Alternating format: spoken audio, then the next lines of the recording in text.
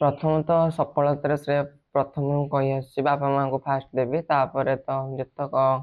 शिक्षक शिक्षयित्री अच्छा आम शिशु मंदिर आउ जमधर्म बौद्ध विहार तापर आम ट्यूशन देवी जो मैंने आम घर को पढ़ाया को श्रेय देवी मिनिमम रे 6 घंटा जिते बड़े एग्जाम पाखापाखि आसला मैक्सिमम 8 ରୁ 9 घंटा पढ़े तापर एम तो अच्छी नीट क्रैक करिया देखा आगु अक्षम भिन्नक्षम तो सेମିତି କିଛି ମୁଁ ଫିଲ୍ କରେନି ଯେତେ ମୁଁ ପିଲାଙ୍କ ସହ ମିଶିବାକୁ ଚାହେଁ ଯେତେ ତାଙ୍କୁ ମଧ୍ୟ କହିବି ସେ ଫାଷ୍ଟରୁ ହିଁ ପିଲାଙ୍କ ସହ ମିଶନ୍ତୁ ନିଜକୁ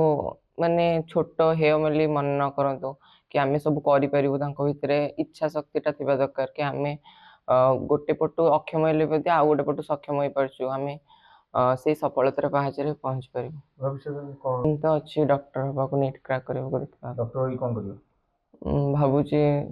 फ्री रे जो माने सुविधा पाई पारनांती निजर चिकित्सा करबाकू सेमानक सहयोग करबी आ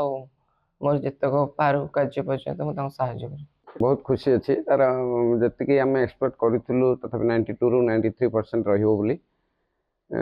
90% रही तथा बहुत खुशी अच्छी भविष्य से तो एम रखी आरंभ रू कही चलती मु डॉक्टर हेबी तो से देखा जाऊ कौन करुच्ची भगवान को ऊपर छाड़ी देचु से तो माने बहुत दुख लगे जे तार गोटे बड़ आशा किंतु मो पाखे आशा सेमती सक्षम ना जे गोटे भल ये पढ़े करने यदि सरकार द्वारा किसी डिजेबिलिटी पिला किसी यदि साहाय्य सहयोग थाए से माने जदि हेल्प करेंगे निश्चय पुओ आमर ता लक्ष्य सक्सेस हम। प्रियांशु मोर सान भाई हम पिलादिन तार डाण हाथ कार्यक्रम ना दादा ताप बहुत मन दुख करते थे भद्रकू फेरला बेले दादा रास्तार गाड़ी अटक एत कांदिले मुझे दादा कौन है ना अरे मु बाहर कौन करी भगवान मत दंड देले मुझे दिन कही दादा मन दुख करनी दिने प्रियांशु तुम ना रख आज मु भावुची प्रियांशु दादा ना रखिपारी दादा गर्वित कर मु धन्यवाद देवी गीता देकी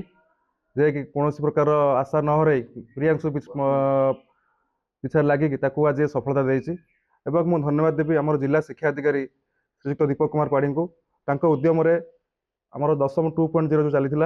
तार सफलता निश्चित भाव में प्रियांशु पाई आम जिला स्तर पिला पाई आशा रखी प्रियांशु जो आशा रखी भविष्य डाक्तर हम और से डाक्तर होकर दादांगर गीता देर एवं आम समस्त ना रख मु चेष्टा करी आम सरकार जहाँ व्यवस्था रही निश्चित भाव में प्रियांशु सफल पाइब।